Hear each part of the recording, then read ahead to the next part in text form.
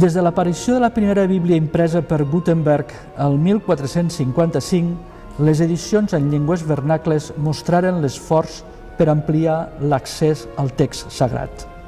El català fou la tercera llengua, amb la Bíblia valenciana impresa l'any 1478.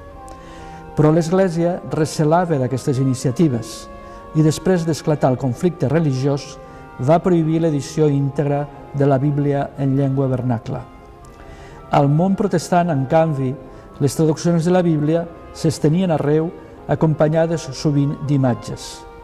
Des que Cranach va il·lustrar la versió de Luter en alemany del Nou Testament al 1522 i de la Bíblia al 1534, moltes edicions van incorporar gravats per acostar els textos a una població majoritàriament analfabeta.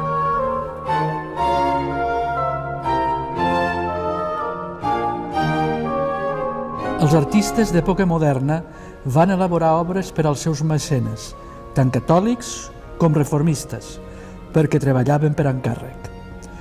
Les afiliacions religioses dels artistes eren difuses i oscil·lants, i l'anonimat es va convertir en una estratègia habitual per a mantenir aquesta ambigüitat, ser més versàtils i aprofitar qualsevol encàrrec.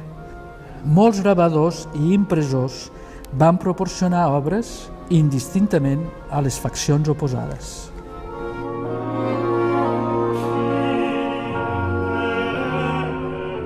El gravat de traducció reproduïa sobre paper obres d'art pictòriques o escultòriques.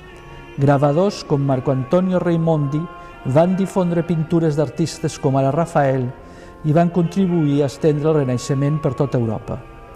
Algunes estampes i il·lustracions de llibres reproduïren importants obres d'art religioses, fent-les així accessibles a un públic més ampli.